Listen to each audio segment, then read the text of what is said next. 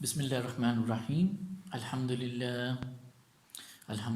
وکفا وسلام علی عبادہ الذین اصطفى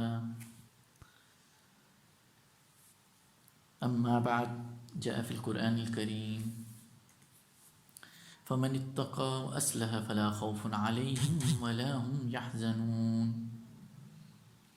سبحان ربک رب العزة عما یصفون وسلام علی المرسلین والحمد للہ رب العالمین اللہم صلی علی محمد وعلی آل سیدنا محمد وبارک وسلم اللہم صلی علی محمد وعلی آل سیدنا محمد وبارک وسلم اللہم علی سیدنا محمد وعلی آل سیدنا محمد وبارک وسلم۔ ارشاد باری تعالیٰ ہے فمن اتقا، اور جس نے تقوی اختیار کر لیا، پرہیزگاری اختیار کر لی، وہ اصلح،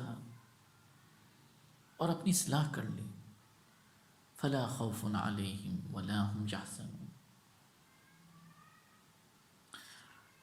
نہ اس کو کوئی خوف ہوگا نہ وہ غمگین ہوگا۔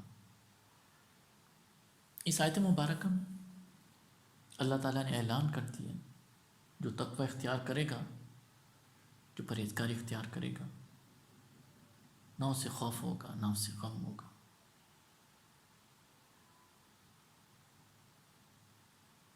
خوف اور غم ہماری اصطلاح میں انٹرچینجیبل یوز ہوتے ہیں، لیکن علماء کے نزدیک خوف اس چیز کو کہتے ہیں جو آنے والی مشکل کی وجہ سے پریشانی ہو، وہ خوف کہلاتی ہے، یعنی جس کا تعلق فیوچر سے ہو وہ خوف ہے،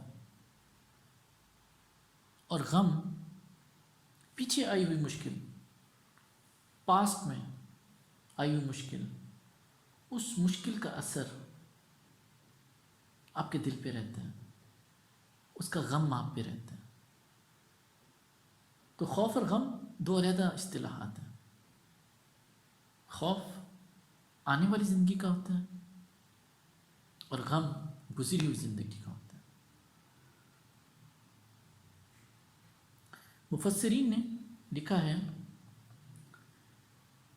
کہ ایسے لوگ بھی ہیں جو دنیا میں اور آخرت میں نہ انہیں غم ہوگا نہ خوف ہوگا،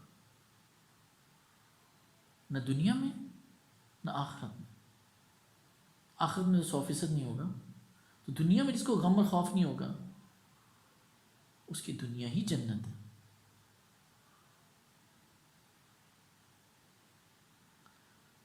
تو اللہ تعالیٰ نے جن کو خوف نہیں ہوگا غم نہیں ہوگا ان کو نیک لوگوں کے ساتھ جوڑا، اور ڈیفینیٹلی ایسے اعمال ہوں گے ان نیک لوگوں کے جن کی وجہ سے انہیں غم اور خوف نہیں ہوگا۔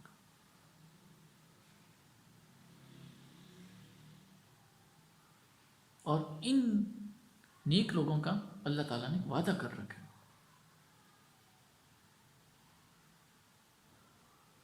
ان میں سے 3 وعدے آج ہم زیر بحث لائیں گے۔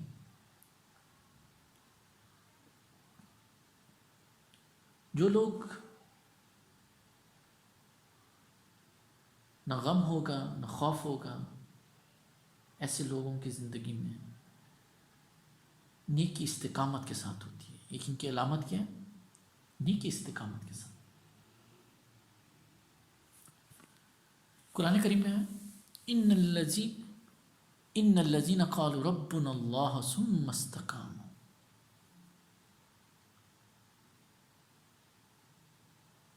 وہ لوگ جو کہتے ہیں ہمارا رب اللہ ہے اور استقامت کے ساتھ ڈٹے رہتے ہیں، نیک اعمال کی پابندی کرتے ہیں، اور اللہ کو نیک اعمال بڑے پسند ہیں۔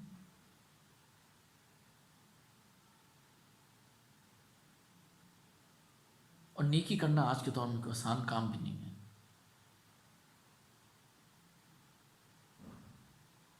اس پہ کنسسٹنٹلی نیکی کرنا یہ بہت ہی اولیاء اللہ کی بات ہے۔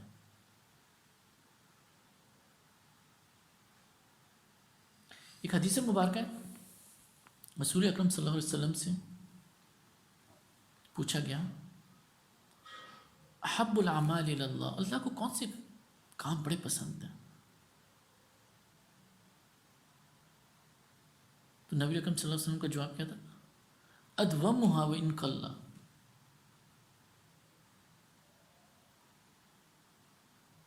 جو پابندی کے ساتھ ہوں بے شک کم ہوں۔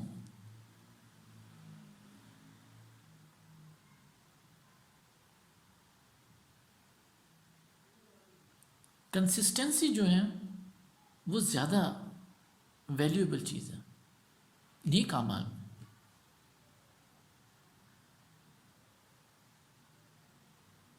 اور جو نیکی کرتے ہیں اس کو ویسے ہی غم اور خوف ختم ہو جاتے ہیں، اور اطمینان والی زندگی اس کی ہو جاتی ہے۔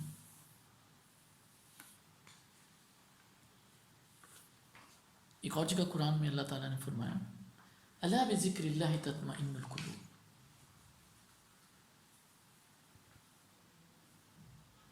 بے شک ذکر اللہ میں ہی اطمینان نکلنا۔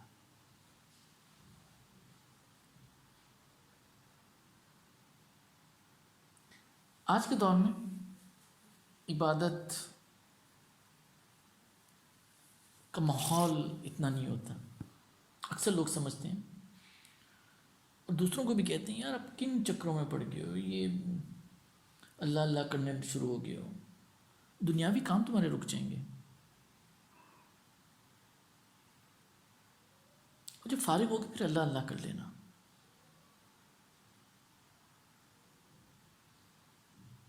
لیکن یہ سمجھ لیں یہ ایسا ہے نہیں، فارغ نہیں کبھی آپ ہوں گے۔ اگر آپ یہ سمجھتے ہیں کہ جب میں فارغ ہوں گا تو نیکیاں بھی کروں گا، نیک اعمال بھی کروں گا، تو سمجھ لیں یہ دستور نہیں ہے۔ دستور کیا ہے؟ حدیث قدسی ہے، اللہ تعالیٰ کا فرمان ہے اے آدم کے بیٹے تو میری عبادت کے لیے اپنے آپ کو فارغ کر لے۔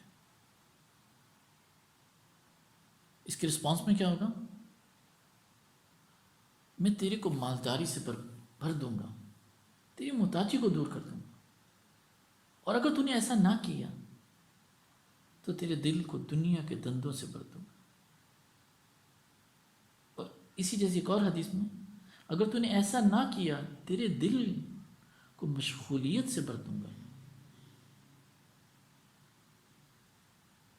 جن کا یہ سمجھنا ہے کہ جو کہتے ہیں کہ فارغ ہو کے اللہ اللہ کریں گے، ایسا ہونے نہیں والا۔ اللہ آپ کو بزی کر دے گا، لیکن آپ دین کے ساتھ تھوڑا سا بھی جڑیں گے اللہ آپ کی دنیا آسان کر دے گا۔ جب تک اللہ کی یاد کو پرائورٹی نہیں بنائیں گے اللہ بھی آپ کو اپنی پرائورٹی لسٹ میں نہیں ڈالیں گے۔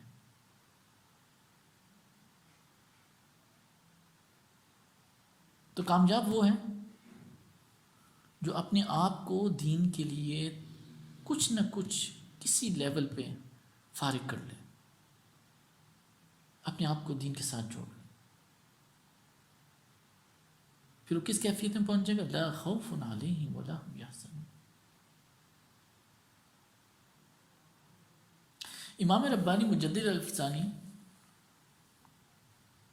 کہتے ہیں کہ اس امت میں ایسے بزرگ بھی ہیں، ایسی نیک ہستیاں بھی ہیں جنہیں 22 سال تک گناہ لکھنے والے فرشتے کو موقع ہی نہیں دیا کہ وہ کچھ لکھ سکیں۔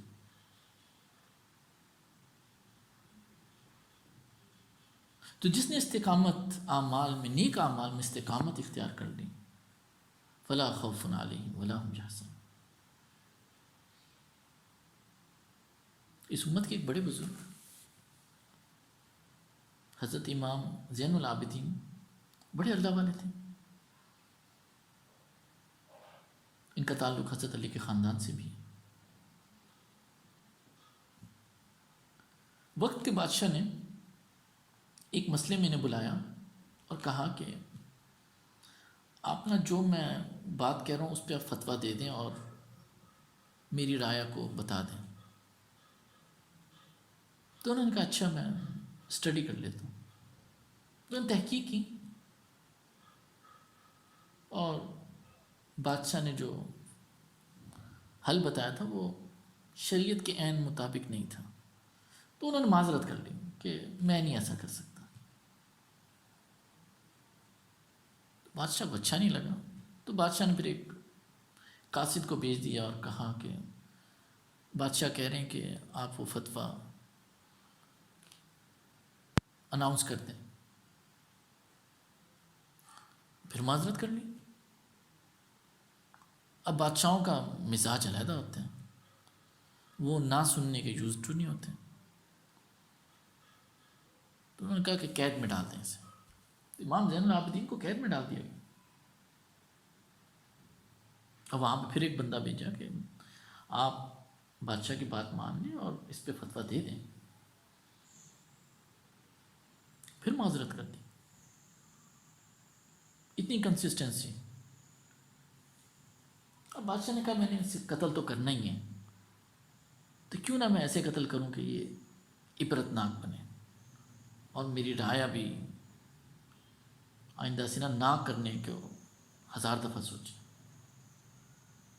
تو بادشاہ نے فیصلہ کیا کہ قتل تو کرنا ہی ہے، ختم تو کرنا ہی ہے اسے. تو اس کی موت کو دردناک طریقے سے لائی جائے. تو اس وقت بادشاہ نے فیصلہ کیا کہ اس کی موت نہ بھوکے شیر کے سامنے رکھی جائے. تو ایک شیر پورا ہفتے کے لیے انہوں نے بھوکا رکھا تاکہ ہم دیکھا جا سکے، اور خاص پنجرہ بنوایا اور پوری رعایا کو بلایا گیا، سب کو بلایا گیا. سب کو اناؤنس ہو گیا کہ یہ تو موت کا ہی دن ہے، خلاصی کا ہی دن ہے.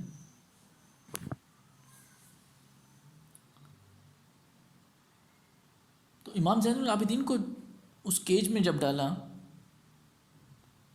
تو بھوکا تو شیر بھوکا تھا. وہ پہلی دفعہ گوشت نظر آیا، تیزی سے لپکا، لیکن جیسے قریب پہنچا رک گیا. اور رک کے آہستہ آہستہ چل کے نا امام زین العابدین کے پاؤں پہ نا منہ لگا دیا جیسے کسی نے بوسہ دیا ہوتا ہے، اور واپس آگے پیچھے آ کے بیٹھ گیا. ساری رعایا حیران ہو گئی. اور بادشاہ کی تو حالت یہ، سانس اوپر کا اوپر اور نیچے کا نیچے. بادشاہ کے دل میں بڑا خوف آیا کہ یہ تو اتنا حق پر ہے کہ جانور بھی ڈر گیا اس سے. اس وقت بادشاہ کچھ اپنے روب دبدبے والے بھی ہوتے لیکن اللہ والوں سے ڈرتے تھے. تو بادشاہ نے بڑی معذرت مانگی، معافی مانگی، کہا کہ میرے سے غلطی ہو گئی، اور بڑی عزت سے نکالا انہیں اور کہا میں آپ کو گھر تک چھوڑ کے آتا ہوں، اور آپ کا فیصلہ ہی اصل فیصلہ ہے، وہی فیصلہ ہے. آپ نے فیصلے کو بھی بدلا. اور اس وقت کا بادشاہ ان کو گھر تک چھوڑ کے آیا. اور گھر کی طرف کیا عالم تھا؟ سوگ کا عالم تھا کہ آج آخری دن ہے. امام زین العابدین کو دیکھ کے علاقے والے خوش ہو گئے. لوگ گلے مل رہے ہیں، مٹھائیاں بانٹ رہے ہیں، خوشیاں ہو رہی ہیں. خوشی کا سما ایک دم بن گیا.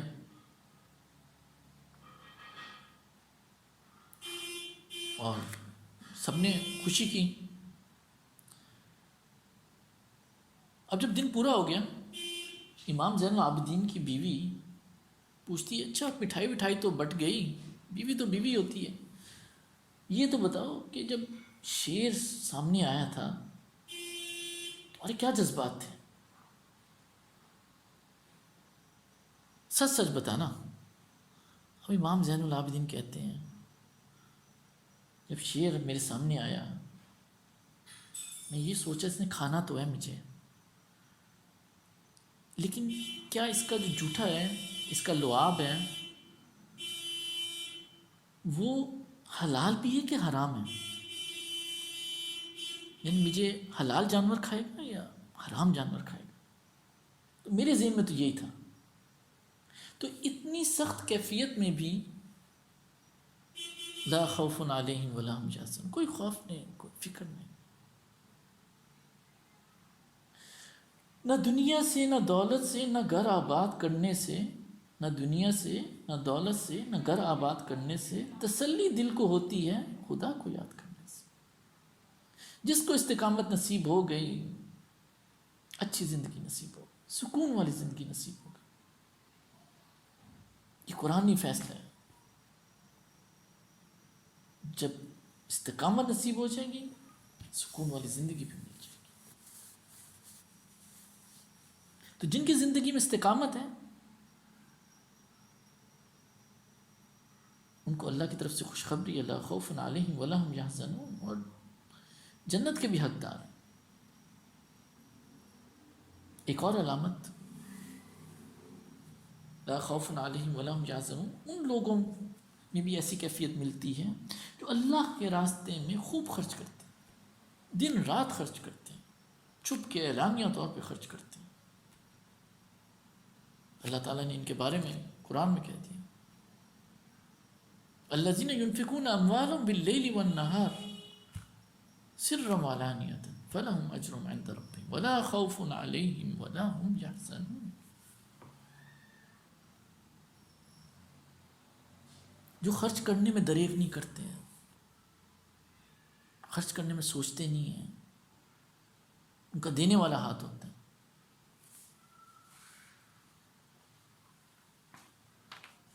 اور ایسے خرچ کرتے ہیں دن میں بھی رات میں بھی، دن میں 2 دفعہ. یعنی یہ نہیں کرتے کہ ختم ہو جائے گا. اللہ کے راہ میں خرچ کرنا تو اجر ہی اجر ہے. تو ایسے لوگوں کو کوئی خوف نہیں، کوئی غم نہیں. مال خرچ کرنا ایک دین اسلام میں بہت خوبی سمجھی ہے، اور مال خرچ کرنے والے کے 4 فوائد علماء نے لکھے، مشائخ نے لکھے. پہلا فائدہ، جو مال خرچ کرتا ہے اس کا مال بڑھا دیا جاتا ہے، اور تھوڑا نہیں، کافی بڑھا دیا جاتا ہے. اور کتنا تک بڑھا دیا جاتا ہے؟ 10 گنا تک بڑھا دیا جاتا ہے، 100 گنا تک بڑھا دیا جاتا ہے، 700 گنا تک بڑھا دیا جاتا ہے، یا اس سے بھی زیادہ بڑھا دیا جاتا ہے.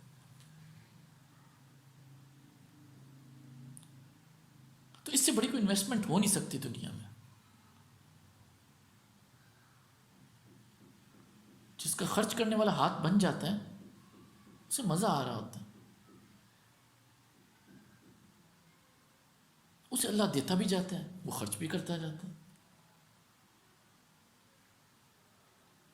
نبی اکرم صلی اللہ علیہ وسلم نے قسم کھا کے کہہ دیا، ثلاثۃ اقسم علیہن، اقسم علیہن، میں 3 کی قسم کھا کے کہتا ہوں، 3 باتوں کی. پہلی بات کیا؟ ما نکس مال عبد من صدقہ، صدقہ کرنے سے مال کم نہیں ہوگا. ایک تو نبی کی بات اٹ سیلف مکمل ہے، تو اس پر قسم بھی کھانا، اللہ اکبر، یعنی 100% شیورٹی والی بات کہ مال کم نہیں ہونے والا. تو جو اللہ کی راہ میں خرچ کرتا ہے اس کو جو پہلا فائدہ ملتا ہے اس کا مال بڑھتا ہے. اور مال خرچ کرنے کے لیے کوئی امیر ہونا ضروری نہیں ہے، دل کا امیر ہونا صرف ضروری ہے.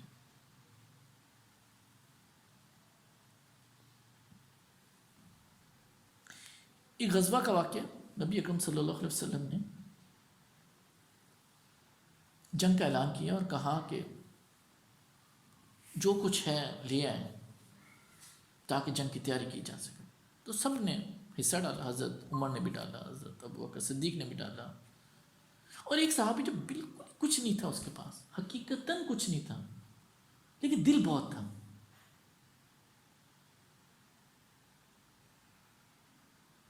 تو نبی کے پاس آ کے نا کچھ چند کھجوریں لے آیا. تو نبی نے بڑی قدردانی سے وہ چند کھجوریں لی، اور جب سارا سامان جمع ہو گیا نا، نبی اکرم صلی اللہ علیہ وسلم نے کیا کہا، ان کے سب کے اوپر نا یہ 3 کھجوریں رکھ دو، کیونکہ یہ سب سے برکت والا مال ہے، سب سے برکت والا صدقہ ہے۔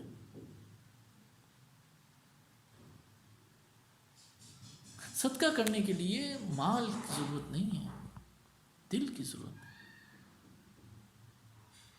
آپ کو نہیں پتا آپ کی کس چیز سے سامنے والے کی کون سی حاجت پوری ہو سکتی ہے، یہ تو اللہ کا نظام ہے۔ آپ کی معمولی سے چیز سے سامنے والے کی بہت بڑی حاجت اللہ تعالیٰ پورا کر سکتا ہے۔ اللہ کو تو نیت چاہیے۔ نبی اکرم صلی اللہ علیہ وسلم خود کہہ دیا میرے صحابہ کا مٹھی بھر بھی صدقہ جو ہے نا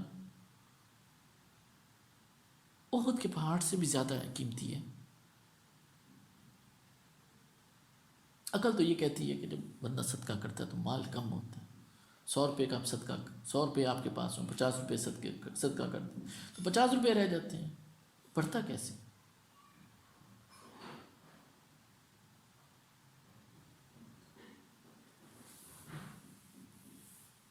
ایکچولی جو صدقہ کرتے ہیں نا، مال خرچ کرتے ہیں، وہ اعلان کر رہا ہوتا ہے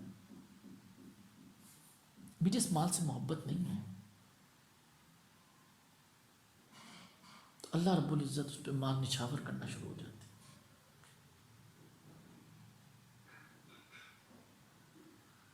تو جو مال سے محبت ترک کرتا ہے وہی صدقہ کر سکتا ہے، اور پھر اس کو اللہ کثرت سے مال دیتا ہے، اور مال خرچ کرنے سے کم نہیں ہوتا، کسی کی مدد کرنے سے کم نہیں ہوتا، اللہ کے راستے میں دینے سے کم نہیں ہوتا، یہ بڑھنے کا بات ہے۔ یہ قرآنی آیت بھی ہے، قرآنی حکم بھی ہے، اور حدیث بھی ہے۔ ایک اور مال خرچ کرنے والے کا ایک اور فائدہ، مال خرچ کرنے والے پر دوسروں سے محبت ملتی ہے،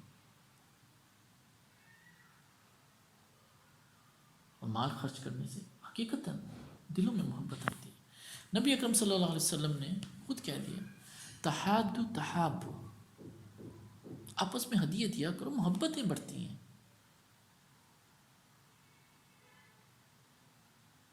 ہدیہ بھی کوئی بڑا ہونا ضروری نہیں ہے۔ ہم سوسائٹیز میں بھی بولتے ہیں وقت کی یاد ہے، کوئی ایونٹ ہوتا ہے تو بہت سارے لوگ ہدیے دے رہے ہوتے ہیں، کوئی بڑا ہدیہ دیتا ہے، کوئی چھوٹا ہدیہ دیتا ہے، کوئی بہت معمولی سا ہدیہ دیتا ہے، لیکن ہر کوئی دے رہا ہوتا ہے۔ ہدیہ دینے کا مطلب میں نے یاد تو رکھا ہے نا، آپ کے ساتھ حب تو ہے نا مجھے، ہر ایک نے اپنی حیثیت دیکھنی ہوتی ہے، لیکن اس سے محبتیں بڑھتی ہیں۔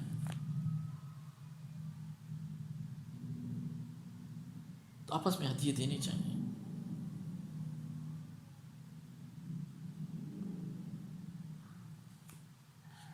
تو مال خرچ کرنے سے محبتیں بھی ملتی ہیں۔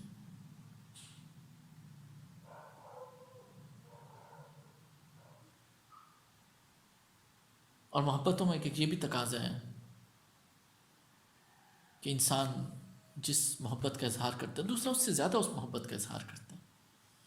آپ ایک گفٹ دیتے ہیں اس سے اچھا آپ کو گفٹ ریٹرن کرتے ہیں، آپ کو تھینکس بھی کرتے ہیں، اپریشیٹ بھی کرتے ہیں۔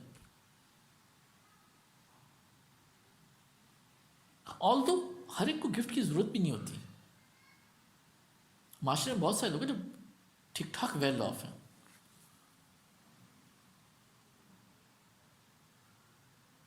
اب یہ پرسیپشن کریٹ کر لیا جائے ان کو کیا دیں، انہیں پتہ دنیا کی ہر نعمت ہے، لیکن ان کو اس ہدیے کی شاید ضرورت نہیں ہے، آپ کے ہدیے دینے کا طریقہ جو ہے نا اس کی ضرورت ہے۔ For what purpose you are giving him the gift,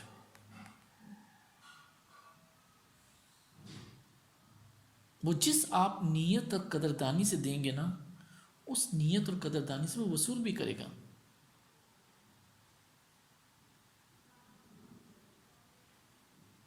تو محبتیں بڑھتی ہیں، مال خرچ کرنے سے محبتیں بڑھتی ہیں۔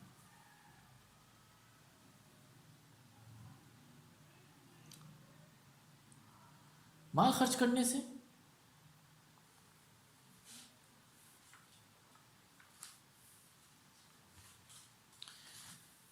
محبتیں بڑھتی ہیں. مال خرچ کرنے سے ایک اور بھی فائدہ ہے. مال خرچ کرنے سے انسان واقعتاً نیک بن جاتا ہے، نیکی بڑھ جاتی ہے. سبحان اللہ، سبحان اللہ. اور اللہ تعالیٰ نے نیکی کا تقاضا قرآن میں کس طرح بیان کیا؟ لن تنالوا البر حتى تنفقوا مما تحبون. آپ نے نیکی پانی ہے تو نیکی کا تقاضا بھی پھر اچھا کر کے دکھاؤ. تو مال خرچ کرنے سے نیکی کے درجات بھی بڑھتے ہیں.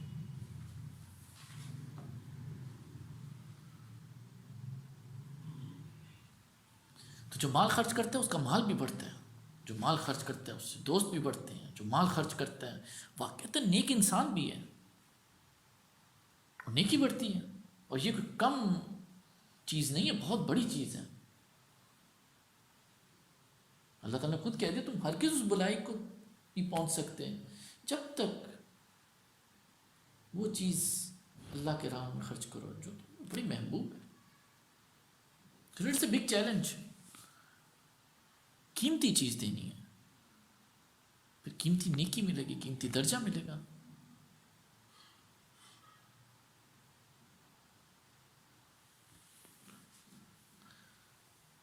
تو جب بھی موقع ملے نیکی کرتے رہیں،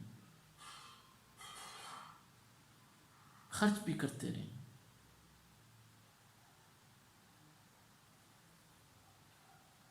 اکثر دفعہ مرد حضرات نے اس کو دیکھا ہوگا کہ مساجد میں دیکھتے ہیں کوئی سائل آیا ہوا ہے تو آپ کے دل میں اللہ تعالیٰ اس وقت پیدا کرتے کہ اس کی مدد کر دو. بس آپ چلنا شروع ہو جاتے ہیں، آپ ذہن میں ہوتا ہے کہ مدد کرنی چاہیے. اور پیچھے دیکھتے ہیں ایک اور نمازی نکلے ہے، وہ مدد کر کے بھی جا چکا ہے. تو سوچ میں نہ پڑے، جب دل میں آ جائے نا نیکی کر چھوڑیں.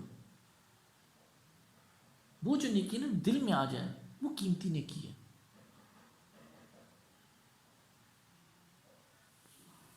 وہ زیادہ ویلیویبل ہے.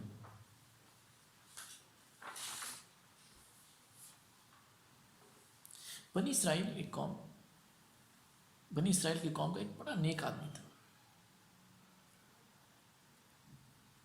قحط آ گیا، قوم میں بے بسی، قسمہ پرسی کی حالت، کھانے کو نہیں، پینے کو نہیں. اور اس ایک بنی اسرائیل کا نیک آدمی کا اس کے پاس بھی کچھ نہیں ہے، لیکن دل میں شوق کتنا ہے کہ میں مدد کرنا چاہتا ہوں، لیکن پاس کچھ ہے نہیں. ایک دن گھر سے باہر نکلا اور سامنے ایک پہاڑی دیکھی اور دل میں کیا شوق آیا، کاش یہ پہاڑی سونے کی ہوتی تو میں اپنی قوم پہ صدقہ کر دیتا. دل کی کیفیت دیکھی، پاس کچھ نہیں ہے اور سوچ کے کاش یہ سونے کا پہاڑ ہوتا میں اپنی قوم پہ صدقہ کر دیتا. اب اللہ تعالیٰ کا کیا قانون چلا، اللہ تعالیٰ نے اس کی یہ نیت صرف کہ یہ پہاڑ سونے کا ہوتا تو اس کے صدقہ کرتا، اللہ تعالیٰ نے یہ صدقہ اس کی نیکی میں ایڈ کر دیا. سونے کے پہاڑ کا صدقہ نیکی میں ایڈ کر دیا. اور وہ فزیکلی ہوا بھی نہیں، صرف سوچ بھی اتنی طاقتور چیز ہے. شوق کرنا بھی، خرچ کرنے کا، یہ بھی کوئی معمولی چیز نہیں ہے. اللہ تعالیٰ پہ توفیق کہیں سے دے ہی دیتے ہیں. نبی اکرم صلی اللہ علیہ وسلم نے کیا فرمایا کہ اس کا صدقہ اس کے نامہ اعمال میں لکھ دیا گیا. اور کتنا صدقہ لکھ دیا گیا؟ سونے کے پہاڑ کے برابر صدقہ لکھ دیا گیا. تو شوق ہونا یہ بھی کوئی معمولی چیز نہیں ہے.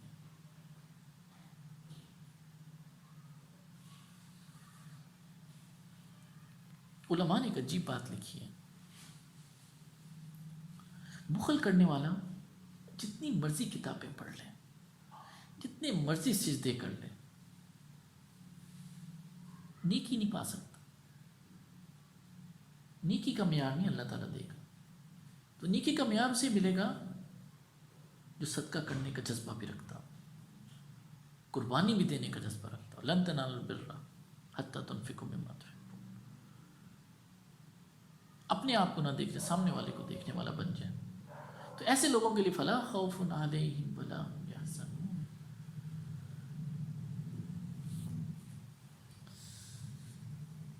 تو اللہ تعالیٰ نے کہا لا خوف علیہم ولا هم یحزنون ان لوگوں کے لیے ہے جو استقامت سے نیک اعمال کرتے ہیں. لا خوف علیہم ولا هم یحزنون جو خوب خرچ کرتے ہیں.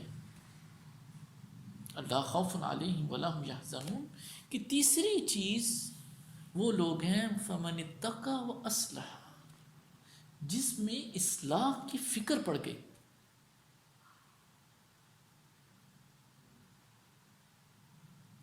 یعنی اپنے غلط اعمال کو چھوڑنے کی فکر پڑ گئی اور صحیح راستے کی طرف چلنے کی فکر پڑ گئی.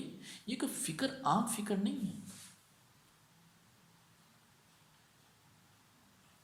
فمن اتقى واصلح اور اس نے اپنی اصلاح کر لی. لا خوف علیہم ولا هم یحزنون.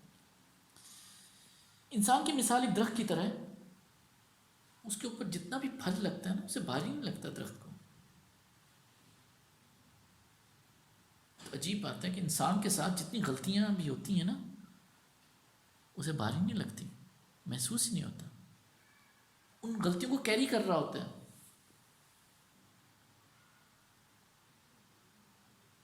اور آج کے دور میں اصلاح کرنا کوئی آسان کام نہیں ہے. یہ دور بڑا تلخ قسم کا دور ہے، مشکل دور ہے، فتنوں کا دور ہے.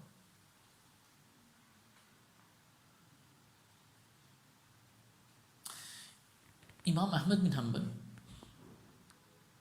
اپنے وقت کے عالم تھے، ہزاروں شاگرد تھے، بڑی پہچان تھی، سب کو جانتے تھے. وہ ایک بزرگ کے پاس جایا کرتے تھے بشر حافی کے نام پہ. وہ ان کے علاقے کے باہر ایک مٹی کے گھر میں رہتا تھا. اس کی کوئی جان پہچان نہیں تھی. لیکن امام صاحب کا معمول کیا تھا، آئے دن آئے اس کے پاس گھنٹوں لگا کے آتے تھے. اب امام صاحب کا تعلیمی نیٹ ورک، تعلیمی سرکل بہت بڑا. شاگردوں نے پوچھ لیا امام صاحب وقت کے عالم ہیں، شیخ بھی ہیں، اتنے سارے شاگرد ہیں، ہمیں علم کی پیاس ہوتی ہے، آپ اویلیبل نہیں ہوتے، اس آدمی کے بوڑھے آدمی کے پاس جا کے بیٹھ جاتے ہیں، آپ ہمیں ٹائم دیا کریں. امام صاحب کے تاریخی الفاظ، کیا تاریخی الفاظ تھے؟ انا عالم بکتاب اللہ وہو عالم باللہ. میں جو ہوں کتابوں کا عالم ہوں اور وہ اللہ کو جاننے والا عالم. تو یہ بڑا ایک علماء میں بھی اس کی بڑی اہمیت ہے. بہت سارے علماء عالم بننے کے بعد اللہ والوں کے ساتھ جڑتے ہیں.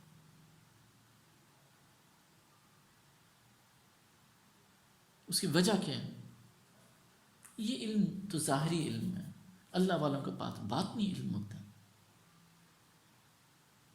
جب باطنی علم ملتا ہے تو تب یہ کیفیت ملتی ہے لا خوف علیہم ولا هم یحزنون.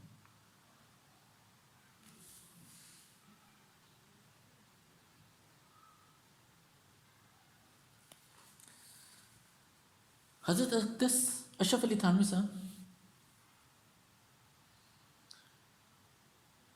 اپنے زمانے کے اللہ والے،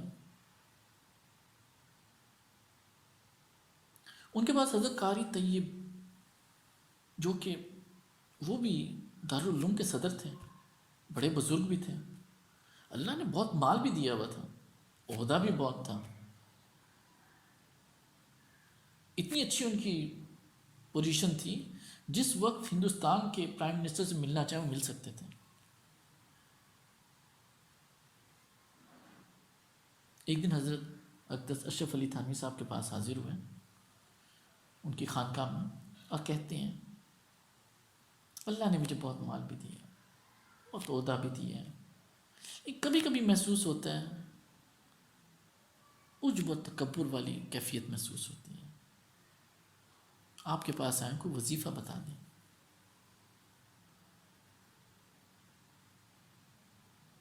حضرت اقدس نے جواب میں بولا وظیفہ تو اس کا کوئی نہیں ہے، بس آپ آنا جانا میری طرف رکھیں، اس میں پابندی کر لیں، اور جب کبھی آئیں تو آتے ہوئے سالکین کی جو باہر جوتیاں لگی ہوئی ہیں نا ان کو سیدھا کرتے ہوئے آئیے گا. اب وہ دارالعلوم کے صدر، بزرگ سینئر ایج بھی، اسٹیٹس والے بھی، عہدے والے بھی، انہوں نے اس کو ذرا بھی برا نہیں منایا، ذرا بھی مائنڈ نہیں کیا، اور اصلاح کو اپنی ضرورت سمجھا. ان کے پاس آتے رہے، تعلق اپنا قائم رکھا. تو آج کا دور بڑا مشکل دور ہے. آج کے دور میں اگر ہم کہ ہم اصلاح اپنی خود کر لیں گے، یہ ممکن نہیں ہے. کیوں ممکن نہیں ہے؟ آج کا دور موبائل کا دور ہے، آج کا دور فیس بک یوٹیوب کا دور ہے، آج کا دور گانے بجانے والا دور ہے، آج کا دور سود کا بھی دور ہے. سچویشن ایسی ہے، نہ آنکھیں صاف ہے، نہ کان صاف ہے، نہ زبان صاف ہے، نہ کاروبار اتنے صاف ہیں. آج کے دور میں جس نے اصلاح کی فکر کر لی نا، بہت بڑی بات ہے، بہت بڑی بات ہے، کیونکہ یہ فتنے سب کے ساتھ اٹیچ ہیں، اور ان فتنوں سے آپ اکیلے فائٹ نہیں کر سکتے انلیس کہ ایک اصلاحی مینٹور کے پاس آپ چلے جائیں، اور مینٹور آپ کو بنانا پڑے گا اپنا.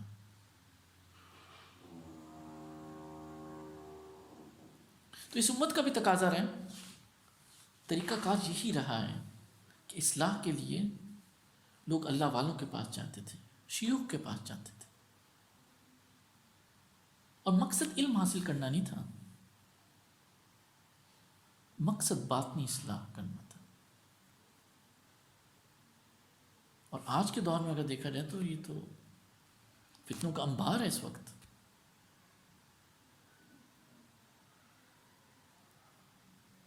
تو اللہ سے دعا ہے اللہ تعالیٰ ہمیں ان فتنوں سے محفوظ رکھے اور اصلاح والی فکر نصیب کرتے.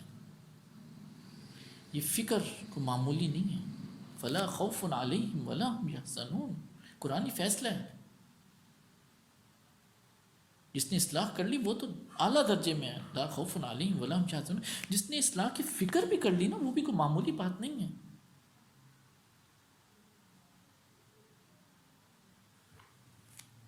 اور یہ کوئی ایسا معاملہ نہیں ہے کہ صرف خواص کی نیڈ ہے، یہ ہم سب کی نیڈ ہے. اور خوف ہم نے کہہ دیا جو فیوچرسٹک چیز ہے، اور غم پاسٹ کی چیز ہے. تو بہت ساری چیزوں پہ ریگریٹس بھی ہوتے ہیں، بہت ساری چیزوں کی فکر بھی ہوتی ہے. مال کم ہو گیا تو کیا ہو گیا، کیا ہوگا، تعلیم کم ہوئی تو پھر کیا ہوگا، یہ چیز کی کمی ہوگی تو پھر کیا ہوگا، فلانی چیز کی کمی کیا. یہ سارے خوف ہیں نا، یہ خیالات ہیں، یہ باطنی خیالات ہیں، یہ زبان سے نہیں بندہ بول رہا ہوتا. تو یہیں پہ اکتفا کرتے ہیں. تو تھوڑی دیر کے لیے مراقبہ کر لیں، آنکھوں کو بند کر لیں، سر کو جھکا لیں، اور دل ہی دل میں اللہ کو یاد کر لیں، اور یہ محسوس کریں کہ اللہ کی رحمت آپ کے دل پہ آ رہی ہے، اور آپ کا دل اللہ اللہ اللہ کہہ رہا ہے.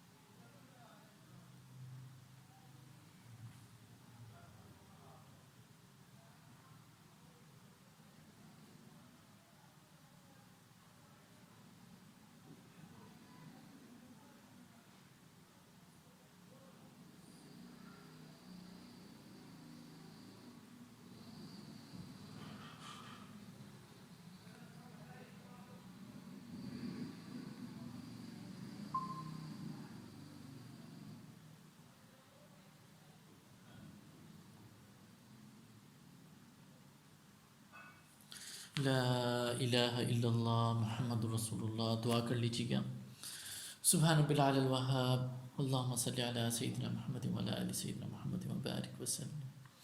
اعوذ باللہ السمیع العلیم من الشیطان الرجیم. اعوذ باللہ السمیع العلیم من الشیطان الرجیم. اعوذ باللہ السمیع العلیم من الشیطان الرجیم. بسم اللہ الرحمن الرحیم. واللہ الذی لا الہ الا هو عالم الغیب والشہادۃ والرحمن الرحیم. واللہ الذی لا الہ الا هو الملک القدوس السلام المؤمن المہیمن العزیز الجبار عزیز الجبار المتکبر سبحان اللہ عما یشرکون. هو اللہ الخالق البارئ المصور له الاسماء الحسنى يسبح له ما في السماوات والارض وهو العزیز الحکیم. اللہم صلی علی سیدنا محمد وعلی آل سیدنا محمد وبارک وسلم. اللہم انت ربی لا الہ الا انت خلقتنی وانا عبدک وعلى عہدک ووعدک ما استطعت اعوذ بک من شر ما صنعت ابوء لک بنعمتک علی ابوء بذنبی فاغفر لی فانہ لا یغفر الذنوب الا انت. اللہم صلی علی سیدنا محمد وعلی آل سیدنا محمد وبارک وسلم. لا الہ الا اللہ الحلیم الکریم سبحان رب العرش العظیم الحمد للہ رب العالمین. اسألک موجبات رحمتک وعزائم مغفرتک والعصمة من كل ذنب والغنیمة من كل بر وسلامة من كل اسم. لا تدع لنا ذنبا الا غفرت ولا ہما الا فرجت ولا حاجة هي لك رزقا الا قضيتها ويسرتها يا ارحم الراحمين. اے اللہ تمہارے ہمارے تمام گناہوں کو معاف کر دے. اے اللہ جو گناہ ہم نے جان بوجھ کے کیا اللہ وہ بھی معاف کر دے. اے اللہ جو گناہ انجانے میں معاف کیے اللہ وہ بھی معاف کر دے. اے اللہ اے اللہ فتنوں کا دور ہے. فتنے ہی فتنے ہیں. موبائل کے فتنے ہیں, واٹس ایپ کے فتنے ہیں, فیس بک کے فتنے ہیں, یوٹیوب کے فتنے ہیں, ایڈورٹیزمنٹس کے فتنے ہیں. فتنے ہی فتنے ہیں. یا اللہ ان فتنوں سے محفوظ فرما. آمین یا رب العالمین. یا اللہ ہماری نگاہیں بھی صاف نہیں رہی, ہمارے کان بھی صاف نہیں رہے, ہماری زبانیں بھی خراب ہوتی جا رہی ہیں. یا اللہ ہمارے دل بھی خراب ہوتی جا رہے ہیں. یا اللہ ان فتنوں سے یا اللہ تو ہی صرف نکال سکتا ہے ہمیں. یا اللہ ہم تو پھنس گئے ہیں, ہم تو پھنس گئے ہیں. یا اللہ ہمیں نیک ماحول میں لے جا, نیک لوگوں کے ساتھ جوڑ دے. یا اللہ ہمیں نیکی کی توفیق دے دے. یا اللہ دین پہ چلنا آسان فرما دے, دین پہ خرچ کرنا آسان فرما دے, دیندار لوگوں کے ساتھ جڑنا آسان فرما دے, دین کو سمجھنا آسان فرما دے. یا اللہ ہمیں دینداری والی زندگی نصیب فرما دے. اے اللہ ہم سے راضی ہو جا. اے اللہ ہم سے راضی ہو جا. اے اللہ اتنے فتنوں کے دور ہیں پھر بھی ہم تیرے ساتھ کسی نہ کسی تعلق میں تو جڑے ہوئے ہیں نا. اے اللہ اسی کو قبول فرما لے. اے اللہ اسی پہ راضی ہو جا. یا اللہ ہماری چھوٹی چھوٹی نیکیوں کو بڑھا کے ہم پہ راضی ہو جا. اے اللہ تو راضی ہو گیا تو ہمارا مسئلہ حل ہو گیا. یا اللہ تو راضی ہو گیا تو ہمیں دل میں 100% لا خوف علیہم ولا هم یحزنون والی کیفیت مل جائے گی. اے اللہ ہماری زندگی میں ایسے اعمال لے دے جس کا واقعہ ہمیں نہ خوف ہو نہ غم ہو. اے اللہ جن کا ہمیں غم ہے اس غم کو دور کر دے, جن کا خوف ہے اس خوف کو بھی ختم کر دے. اے اللہ ہمارے دل کی کیفیت بدل دے, ایسی کیفیت بنا دے جیسی تو اپنے نیک بندوں کی کیفیت بناتے ہیں.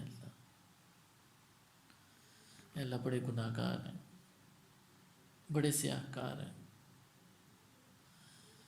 اپنی غلطیوں کا اعتراف کرتے ہیں. اللہ تو معاف کرنے والا ہے. تو نے کہا ایک دفعہ میرے سے معافی مانگ لو میں معاف کر دوں. ہم معافی کے لیے آ جائیں. اللہ جتنے حاضرین ہیں سب کی خطاؤں کو معاف فرما دے. آمین یا رب العالمین. حاضرین تھوڑی دیر کے لیے, خطائیں ہر ایک سے ہوتی ہیں, جو آنکھوں سے خطائیں ہوئی ہیں دل میں یاد کر کے ان کی اللہ سے معافی مانگ لیں.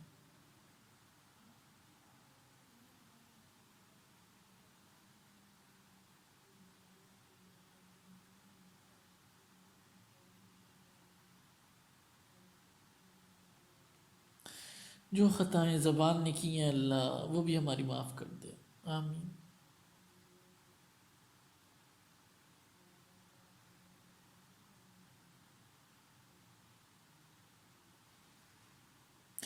اے اللہ جو خطائیں ہمارے کانوں نے کی ہیں اللہ وہ بھی معاف کر دے۔